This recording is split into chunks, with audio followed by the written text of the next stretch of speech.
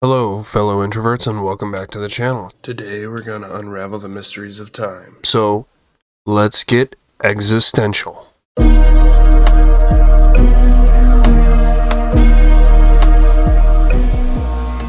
We're familiar with time, but what is time actually? Time is an abstract concept that is hard to define, but plays an important role in our lives. It literally governs everything we do, from the mundane tasks we perform every day to the great achievements of human history. Let's dive in and explore the concept of time. Now, actual definition of time is a dimension that measures the duration of events and the intervals between them. It is often considered to be the fourth dimension, after the three dimensions of space. Time is a concept that has puzzled scientists, philosophers, and even ordinary people for centuries. We all know what time is, but we can't explain it in words. Time is like air. We know it exists, but we can't see it. The concept of time has been around for as long as human civilization itself. Early civilizations, such as the ancient Egyptians and Babylonians, used sundials to measure the passage of time. The Egyptians divided the days into 24 hours, with 12 hours of daylight, 12 hours of darkness. The Babylonians used a system based on the movement of the moon, with each month divided into 30 days. The Greeks were the first to develop the philosophical understanding of time. They believed that time was linear and irreversible. With events unfolding in predetermined sequences, the philosopher Aristotle defined time as the number of motion in respect of before and after. This view of time as a linear sequence of events remained dominant in Western thought until the 20th century. In the Middle Ages, mechanical clocks were invented in Europe. The clocks were large and expensive, and only the wealthy could afford them. Clocks gradually became more accurate and affordable, and by the 16th century, they were commonplace in public spaces such as churches and town squares. Now, the invention of the pendulum clock in the 17th century revolutionized timekeeping. Pendulum clocks are more accurate than previous mechanical clocks and became the standard for accurate timekeeping. In the 18th and 19th centuries, clocks became smaller, more portable, leading to the development of pocket watches. In the 20th century, electric clocks and watches were invented. These timepieces used quartz crystals to keep time and were much more accurate than mechanical clocks. Today, atomic clocks are the most accurate timekeepers in the world. Atomic clocks use the vibrations of atoms to measure time to an accuracy of 1/billionth of a second.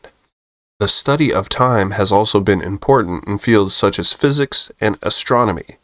In the early 20th century, Einstein's theory of relativity proposed that time is relative and can appear to be slower or faster depending on the observer's perspective. This has led to the development of GPS technology, which relies on precise time measurements to determine location. Now, if you're wondering, why 60? Why is everything divided into 60 or parts of 60? Well, I'll tell you. The use of 60-base numbering system to divide time can be traced back to ancient Sumeria, around 2000 BC. The Sumerians used a system which is based on the number 60 to divide time into smaller unions. One theory for why the Sumerians chose 60 as their base number for time is that it is divisible by many smaller numbers, making it easier to calculate fractions for an hour or minute. For example, 60 can be divided evenly by 2, 3, 4, 5, 6, 10, 12, 15, 20, 30, and itself. This made calculations involving time much easier and more accurate than other numbering systems. The Sumerians divided the day into 12 parts, each of which was equivalent to 2 of our modern hours.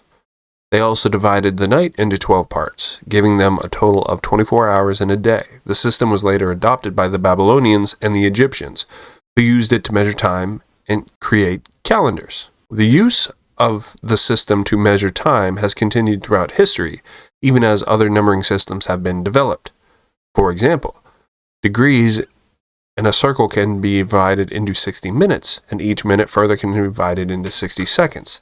The system is still used today in many fields, including astronomy, navigation, and timekeeping.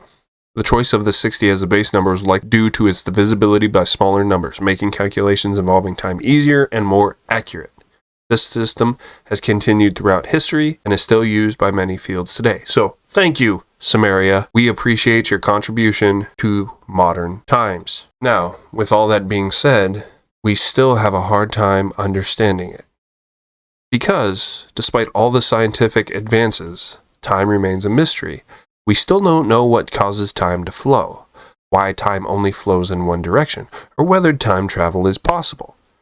These questions have intrigued scientists and philosophers for centuries, and they continue to search for answers. Now, in conclusion, time is a concept that is essential for our understanding of the world around us. It governs everything we do, from the mundane tasks we perform every day to the great achievements of human history. Although we had made significant advances in measuring time, time remains a mystery yet to unravel.